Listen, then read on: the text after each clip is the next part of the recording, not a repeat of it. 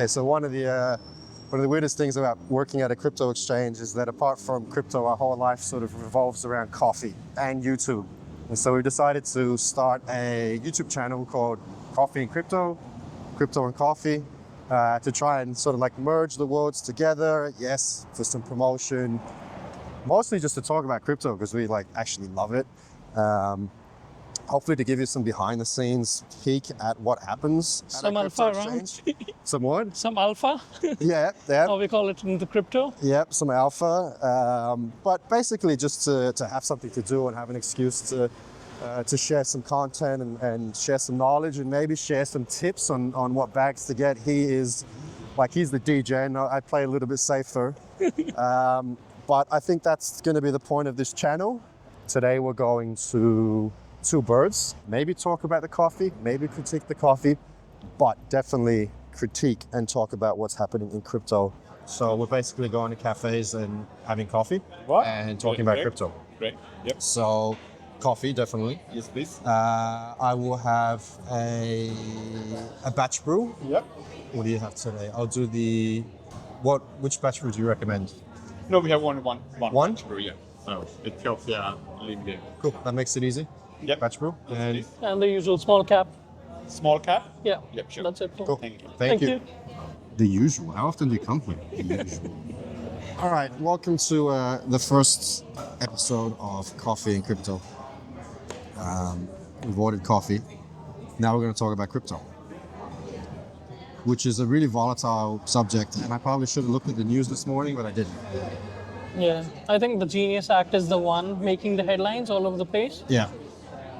So, Walk us through your understanding of that. yeah, I think essentially all the companies that are having stablecoin exposure or like minting stablecoins will require a backing, a proof of reserve, 1-to-1, and it's a big industry. As we see, stablecoin market is projected to take over $3.7 trillion market cap by the end of 2027. So I think that's a big space right now. Do you see a shift in the stable coins or the dominance of a particular coin over another?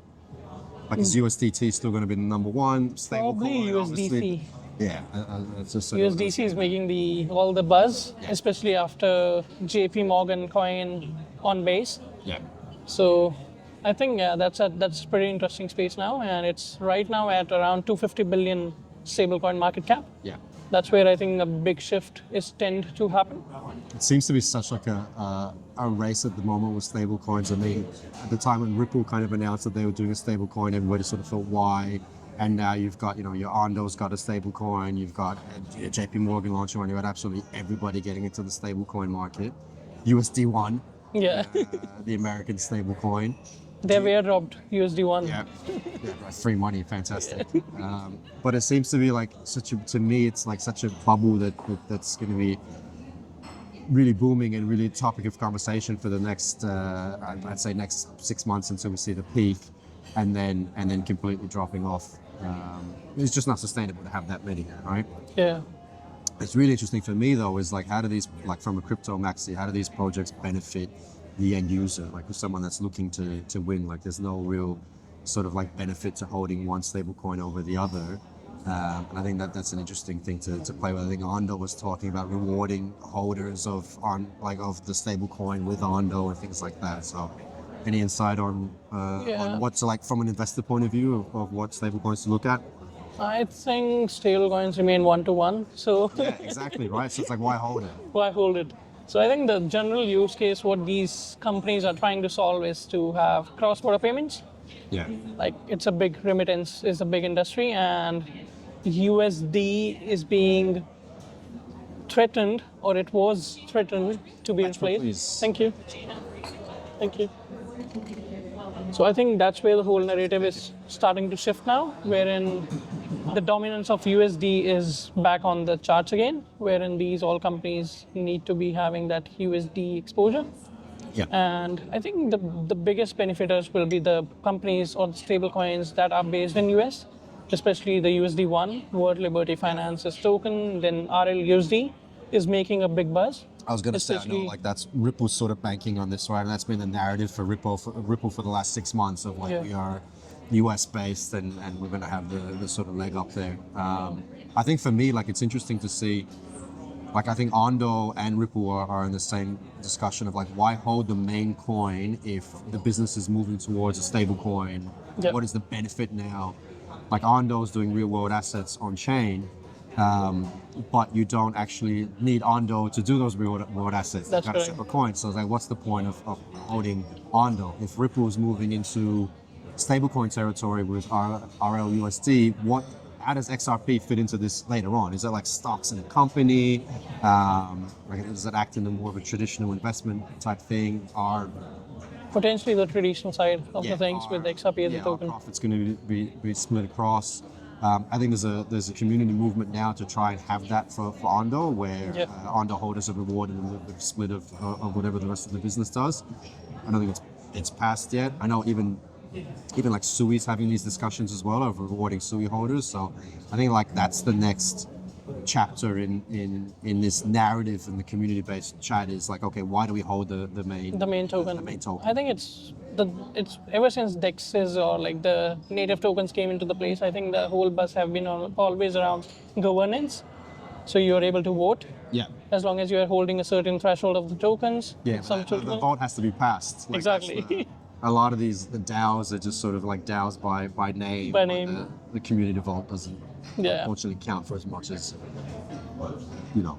You need to be a whale, right, to influence the decision. So that's where the whole. It's hard to be a whale when BlackRock buy a JP Morgan buy up all the supplies. So Yeah. And the other thing, I think there would be definitely a way to reward the holders, because that's what the common people want, right? They just need it's a dream of crypto altcoins, right? Exactly. That you are able to get the token and you are one-to-one with the community as well on the side. So I think that's a major plan. I think that should be one focus. And coming to the RLUSD market cap, so it has been like seen a 15% increase since last couple of weeks. It's been minting more. So I think that benefits RLUSD penetration into the traditional exchanges as well, in terms of like they have been listed on top tier 1 exchanges already. Yeah. So that's making a big move. And especially coming with the Ondo and the RLUSD collaboration, I feel that like Ondo is providing real world assets on chain, right? Look, I'm a massive Ondo, like I hold a big bag. I've been a massive proponent of Ondo. In fact, the fact that Day 1X lists Recently Ondo was because I needed an easier way to buy Ondo. That was like my number one thing. I came in, I'm like, we need Ondo. Definitely. Just on a side note, we are getting into a lot of RWA assets in coming weeks as well. So we have been doing Token Tuesdays. So that's one of like a key thing that we have been doing at Day 1X, wherein we are listing new tokens every week. And projects we actually believe in. So they're all Exactly. like, we Utility talk based. about onboarding a lot of shit coins, and that's sort of like the easy win, and we joke about it. But I think fundamentally, when we look at the 6 or 7 that we want to list out of a larger sort of short list, we always lean towards the real world assets, the AI tokens, the gaming tokens, projects that are actually doing something and have real world utility one way or the other, or the perceived notion of real world utility. And some memes as well, just on the side. Well, Little bit. we are not to spoil for what we're doing next week, but SPX 6900 maybe. That's the only meme that I sort of buy. But I love it because it's like that relationship to like the To take financial over, markets. take over the traditional markets. It's just like, we're going to flip the SP 500. As soon as I saw that coming out as like the narrative for this token, I was like, it is so ludicrous. I'm jumping on board. I think at the time, I think they've updated the website, but at the time when I got on, it was just like a GeoCities looking horrible website. And I was like, I love this. I love everything. It has about evolved, this. yeah. Like, I love everything about this. There's no utility whatsoever. We're just going to flip the SP 500. I'm like, I'm in. That's it. Like, So I like things. Like I'll shift from like the chain link, which we both like Max is on, and Ondo and things like that have real utility, to like the absurdness of SPX. SPX. Yeah, and I think just to add, SPX did try to make a new all-time high, so it has been one of the leading performers in the crypto. 2 days ago, I think it was like a 2 days ago, yeah. 15% jump. It was like, And it's a very highly volatile space right now in terms of the memes, especially making the buzz. yeah. So yeah, that is probably one of the next tokens that we'll be listing. So Do you think But meme coins? You think their run sort of been done? Obviously, it was towards the end of last year that was the big narrative was meme coins. Heading into hopefully a bull run now, do you think memes still have a place? yeah, they do definitely because those are 100% unlocked, and retail doesn't want to be dumped by the VC tokens, right? Yeah. Wherein you're just buying something, perceiving as a utility, but then you're just being dumped on. So you're just marrying a bag that you will someday thinking that it'll go up, but you don't know who's You become liquidity. exactly. You become the liquidity. So I think that narrative has changed a lot within the last 3-4 years, especially after the 2021 bull cycle. Yeah. A lot of retailers or like a lot of people like us are now more knowledgeable. They now know more about crypto, how the space has been evolving. And I think that's one thing that has changed a lot during these last 4 years. Yeah, definitely. So as long as the liquidity is in, there will be definitely people who want to just It's weird. 'cause, punt on like, memes. everyone I know and everyone in my like community and circle, like friendship circle, are like they know Bitcoin and they know like Ethereum, and then it's like even if they're investing or not, they know the sort of big temples because it's on the news. But what I'm finding now is like everyone has, not everyone, but most people have like a shitcoin that they're passionate about. So it's like because everybody kind of wants to know the next thing, and it's like, have you heard of that? Have Exactly. you heard of that? And it's like the most obscure bags to hold. It's become like the cool thing. Like everyone's got a football team that they follow, and they have like an old coin. Exactly. They're passionate about. They're right? passionate about it. Even though like that's a big shift that I'm talking of. Like before 2020 or 21 bull run, people just used to know, okay, this is a coin. They never used to know what sort of category that lies into, what they are doing or trying to achieve. Yeah. So I think that's one big shift that has happened as more resources come into the picture, as more YouTubers are there to make YouTubers, X. Actually, X. Did you see like Pump Fund got delisted and all the Yeah, founders yeah. of Pump, like, account suspended. and then back. You know, Exactly. like what did you do to piss Elon off? Yeah, that was a big thing that was happening all across yesterday and day before on X. A lot of accounts. Like, is X launching its own DeFi platform? Like, what's going on? Yeah. There's always a new story on X. there's always the threat that Elon's going to start a new business. New business, yeah. He could. I mean, I'd be the first in line to buy it. So. Only after he leaves the political journey. Hey, really interesting. I think that the big world topic and what's going on in serious news is the war in Iran, right? And I remember we were sitting in the office and I was just looking at the Bitcoin chart and it started going down and I was like, what has happened? Jumped onto X and saw that Israel had attacked Iran and thought, oh no, here we go again. I think what's been really interesting is Bitcoin's held on really well. Really well. Like really, really well. I thought we were going to see sub 100s because of this. But I think the fact that we're like hovering around 105, and I think we haven't dipped below 104 since. No, we're Thank fine. you. We're fine. Just coffee. Yeah, Yes. that's fine. Thank you. Thank you. Just to prove that it's live and unscripted. I think the fact that we haven't dipped below 104, I think it's like been a massive testament to like this is a real value for Bitcoin now. That's correct. We're really here now. I think the first time we hit the all-time high, I think was off the Trump hype, Yep. and the people were like, oh my god, we hit 110. Right? But I think like now hovering 105 is the real value for what Bitcoin is, and supply and demand dictates that. The market set its price. What's the next step for Bitcoin? Like, where's the next support line?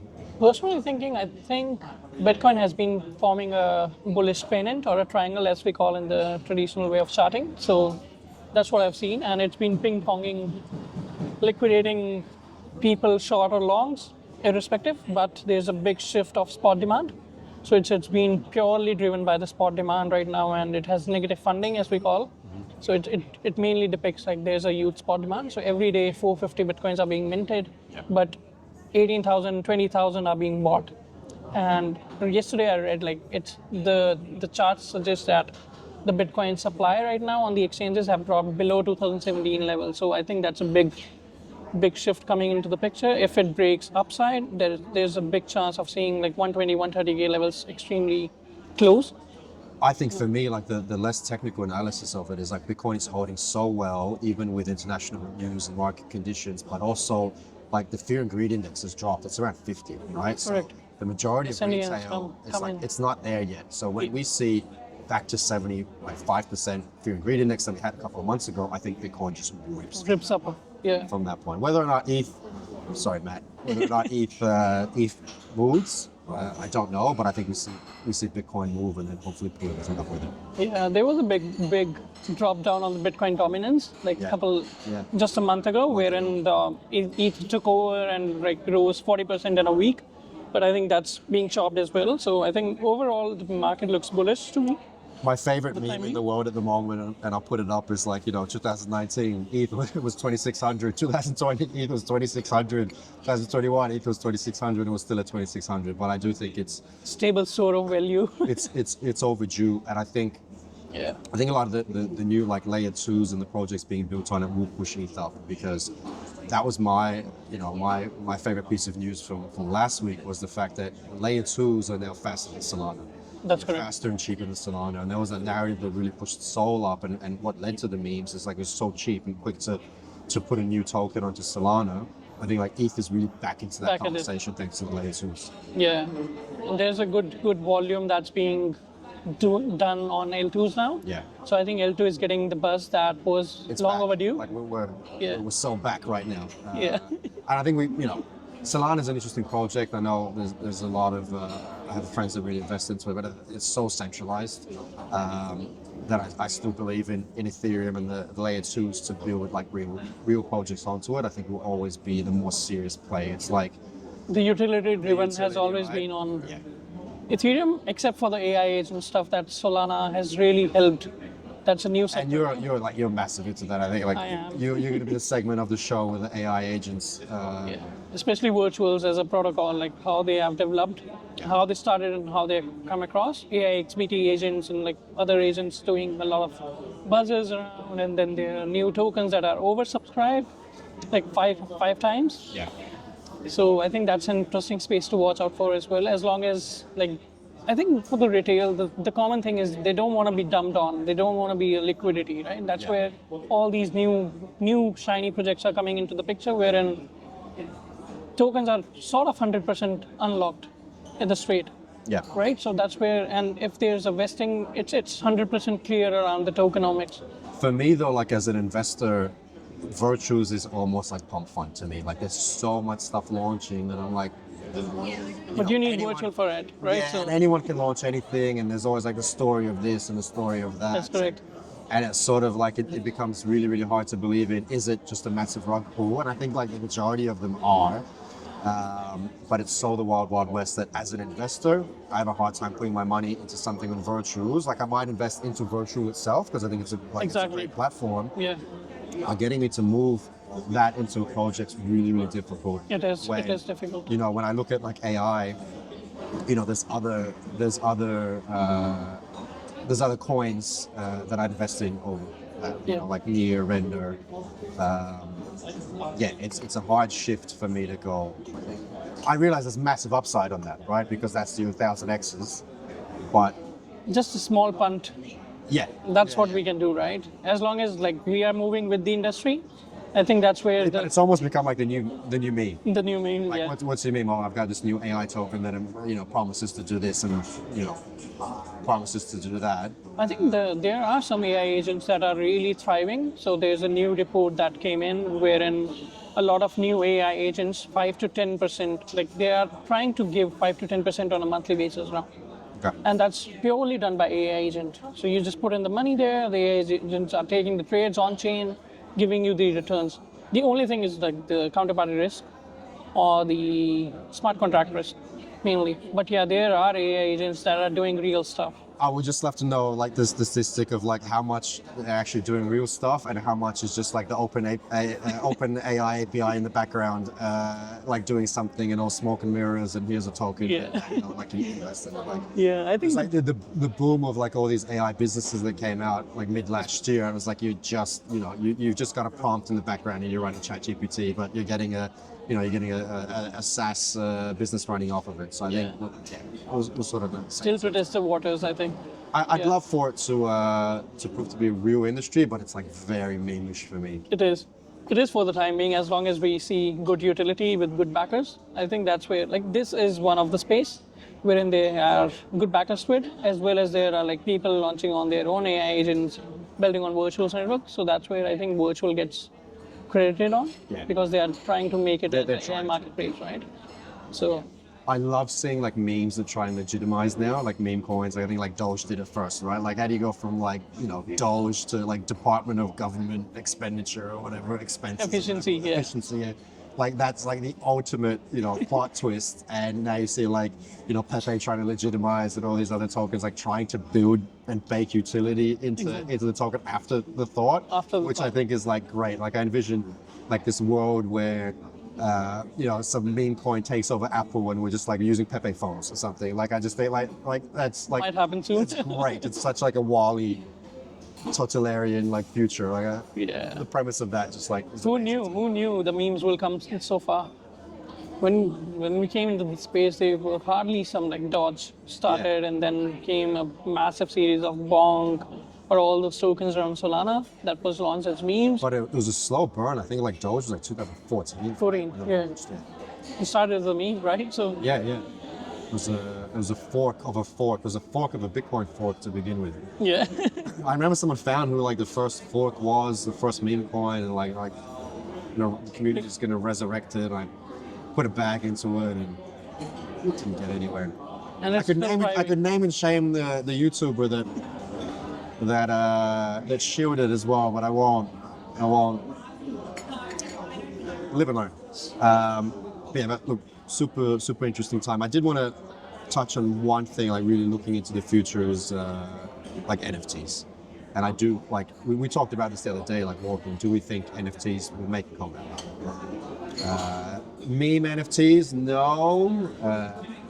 But I am looking forward to like a real utility-based world of NFTs. Especially for the ticketing side, I think that's where NFTs does legitimately work around. Yeah. And I think that's one of the main use case. Let's see how they can integrate. I think the buzz is very low right now in terms of NFTs because everybody is just creating their own NFTs, right? That's sort of the same thing like memes, NFT for the sake of being NFT. And I worked for some companies that were doing it at the time. And it's like, this could just be a normal loyalty program. Like it doesn't need to be an NFT. But then I worked for an EV car company and we were really trying to put the vehicle statistics and the data of each vehicle on the blockchain and have the vehicle tied to an NFT. And we were really far along the development of that. And then FTX happened, and all the funding of that department just got yanked. Which was a shame. But like things like that, I think NFTs will come back. And like I think cross NFT is the space that will evolve. That has a legitimate use case on that. Exactly. I think that becomes like the one-to-one of a real-world asset. And we saw some of it, like people trying to sell houses with NFTs and things like that. That's happening already, but it's very tiny. I remember the news story when someone in Melbourne sold a house at the NFT. But when that happens, when the real and the regulation market sort of like pulls that along. Pull that along, and I think the regulation is still lagging behind on all those interesting stuff. So that's where crypto. Do we need regulation? We'll sometimes do. We'll cut to our compliance officer who'll be like, yes, we do. And that's what they exist for, right? So. And we do. I think it's certainly a really interesting time. I think the bull market, in my opinion, is still coming. It is still there, but not for the altcoins yet. We are still in a bullish territory in terms of Bitcoin leading the front. And it's been a very deviating cycle, honestly. Like Bitcoin has been a bull market, making all-time highs, and then there are altcoins that are just pumping and dumping. So it's being chopped. I think if you look at like the altcoin market as a whole, it's doing really well. There's just so much diversity of funds. Too much liquidity. separated, segregated all around. But I think all-time high, I think like peak of the bull market comes in September. That's what the ideal guest is looking at, the like empty It'll supply. be interesting. We can keep updating this like every week and seeing if we move the goalposts at all. But right now, I'm saying September. As long as like that's what our general anticipation is. I think Q3 the summer is gonna be bullish. Looking at the Bitcoin chart, at least for the Bitcoin part. Yeah. Not for like, let's see if the dominance starts to fall off and they're like new. What's your prediction for peak Bitcoin price? Looking at the current market structure, I think 150 to 160 can be achieved by September. And you're And more then- bullish. I'm thinking like 135, 140. That's a conservative target for me, but I think I got kids, so I'm more conservative. I think still a decent. I'm taking profit at 130. yeah, I think the laddered profit approach should be good. We can't just time the top, right? So that's where the general market That's where anyone that's still working in crypto and has been here long enough knows about it, right? tried to time the top and failed last bull cycle. If we had timed it, we wouldn't be here. We'd Yeah. be working on an island somewhere in a yacht. But yeah, definitely start taking profits. I think 135, 140 is It's a good what level. I think. Like I think maybe psychologically 150, but I think like at 150, everybody dumps their bags at 150 because of that psychological level. Like, That's right. we had the 100. I think 150, everybody starts dumping, and we have a dip after 150, and I don't know if it recovers from it. If like at that point liquidity flows into like the mid caps, and then alts, and I sort of like I break out, like I feel like it's Bitcoin and ETH, and then now in this cycle we've got those like the Solanas, the Suis, the H bars, the hypes that you're massive into that have added another step before altcoins really Altcoin, get. real altcoin, the low caps or the And I think that's going to be the difference. Whereas last bull cycle was like the top and then alts, I think we've added another step to it. yeah, that's where I think the top 10 to top 50 will be thriving after the major bull starts on the first top 10 tokens. I think we're still having a lot of liquidity that is being added to the markets, especially after the stablecoin legislation, right? So a lot of stablecoins will be gone back to the trenches, Yeah. especially in the ecosystems on Sui, for example, or Hype ecosystem. That's being another L1 that's making the buzz around and making all-time highs as well. So What's your favorite project at the moment? not your degen project. What's your I think Hype is making the buzz, and it's like I trade on charts as well as buzz, right? So it's making all-time highs, and a lot of Nasdaq companies are now putting inventory into Hype. So they have been news wherein a company that's listed on Nasdaq just bought 50 million worth of Hype tokens, and they've rebranded literally overnight. Yeah. So I think Hype is there to stay as well, as long as it doesn't get hacked or there's no black swan event around it. I think I like Hype for the same reason that I like Sui, and that's marketing. I think they have like a really good name and a really good brand, and Yeah. when it comes into retail, moving into it, I see those doing better than something that I'm actually bullish in, like I said, H-Bar. I think they have the better marketing than Vigara, and so I see more like And the more product is retail, more like more everyday investor retail moving into that because they're just like, oh, Sui, that's cool, and it sticks in your brain. Same. exactly. And I think with the Hype, there have been cases with James Wayne that's been liquidated, the whale of Hype, and he has done like $1 billion notional value on the size and got liquidated, and Hype didn't get affected at all. So I think Hype is having a real I'm following him on Twitter. exactly. So I think Hype did make a statement indirectly via James Wayne that Yeah. it can get to, like, it's a DEX, right? And it can be having that $1 billion worth of sizes get liquidated and nothing happens on the protocol. So I think the testament has been already on the I think front page. it's definitely one that runs, and I'd be interested in being very bullish on it next bear cycle, next dip. Yeah. Because I think the following bull market is very much dictated and orientated around DEXs. Texas, yeah.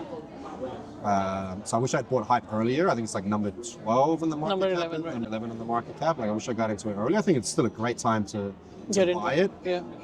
I think it's still a great time to buy anything in sort of like the top 5 to top 15, and you're going to do like massive returns, right? Yeah. It's not financial advice, but in a bull market, I just see liquidity flowing into 5 to 15. But I think like next cycle, we see those coins that have institutionalized dexes, so not like your 1 inch and your sushi. I mean, like the institutional dexes that have that more serious edge to it, really creep out the competition, and we see them moving to the top 10. That's correct. I think after CZ's respawn on the dark pools on the order book of the DEXs as well, I think that's another opportunity that's being capitalized right now in the market. So definitely agreed on the DEX side of the movement of flow of funds as well, how the regulatory develops, Yeah. how the space develops. I think DEXs are the number one choice for a lot of people to just be moving on to those DEXs. Cool. Next. Most importantly for today, how's your coffee? This was good. I really like small cap. You love your small caps, don't you? I do. The batch brew, yeah, really Got nice. it from my wife, so can't complain. 2 birds, 1 stone in South Yarra has our stamp of approval. Well, I don't know if we're going to do a rating system. 4 out of 5 Bitcoins. I don't know, whatever. We'll work it out later. Thank you very much for tuning in. We're going to do our best to do this weekly. We're going to do this weekly. So we'll see you next week. See you next week.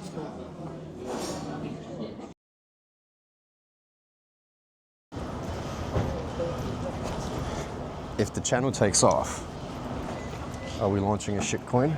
Like a coffee and crypto shitcoin? Shitcoin. CCS. Stay tuned.